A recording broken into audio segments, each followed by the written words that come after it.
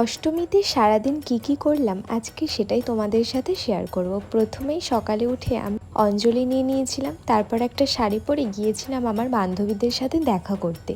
ছোটবেলার বান্ধবীরা যখন পুজোতে একসাথে হই তখন কি আর গল্প শেষ হয়? তারপর আমরা সেখানেই কিছু ছবি ভিডিও তুলতে তুলতেই কারেন্ট চলে গেল, আর সব জায়গা অন্ধকারও হয়ে গেল।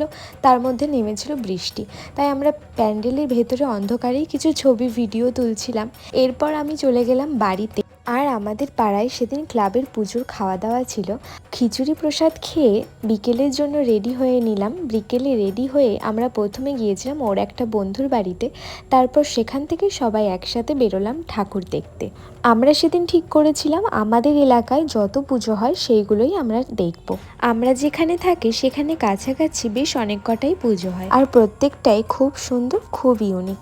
তবে একদিনে সবটা ঘুরে দেখা কখনোই সম্ভব নয়, তাই যতটা পেরেছি আমরা ততটাই ঠাকুর দেখেছি।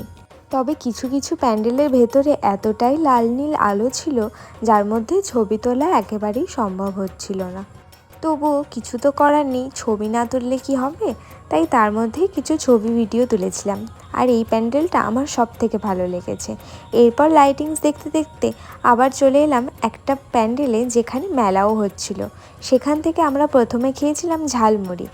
আর আমরা মেয়েরা ব্যাগ তো নিয়ে আসি, কিন্তু সেটা ক্যারি করাই আমাদের বরদের দিয়ে, আর ছবি তোলার সময় সেটা নিজেদের হাতে নিয়ে ঢং করি। এরপর সেই মেলাতেই দাঁড়িয়ে অনেকক্ষণ গল্প করছিলাম আমরা। 7টায় বাড়ি থেকে বেরিয়ে 1 ঘন্টা ওর বন্ধুর বাড়িতে কাটিয়ে যখন আমরা এসেছি ততক্ষণে আমাদের সত্যিই খুব খিদে পেয়ে গিয়েছিল। মেলাতে মথুরা কেক পেয়ে আবার একটু মথুরা কেক খেয়ে নিলাম, তারপর আবার কিছু প্যান্ডেল দেখে নিলাম।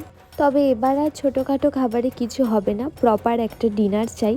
সেই কারণে আমরা চলে গিয়েছিলাম একটা রেস্টুরেন্টে, আর সেই রেস্টুরেন্টটাও এত সুন্দর করে সাজিয়েছিল। সব থেকে বেশি ভালো ছবি বোধহয় এখানেই এসেছিল। কিন্তু এখানে এসেও তো নাজেহাল অবস্থা, কারণ প্রচুর ভিড় আর অনেক লাইন।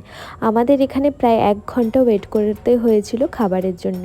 আর এখানেও একটা সুন্দর ঠাকুর ছিল। তারপর আমরা 1 ঘন্টা ওয়েট করতে করতে কিছু ছবি ভিডিও তুলে নিয়েছিলাম। তখন বাজে প্রায় রাত 11টা। ফাইনালি 1 ঘন্টা ওয়েট করার পর আমাদের ডাক আসলো, আর আমরা অর্ডার করেছিলাম ক্রিসপি চিকেন, নান আর চিকেন কষা, কিন্তু খেতে অতটাও ভালো ছিল না। তো যাই হোক, এরপর সেখান থেকে বেরিয়ে আমরা চলে গেলাম বাড়ির দিকে। ভিডিওটা কেমন লাগলো সেটা অবশ্যই কমেন্ট করে জানিও। আজকের মতন এই পর্যন্তই, দেখা হচ্ছে নতুন কোনো ভিডিও। টাটা।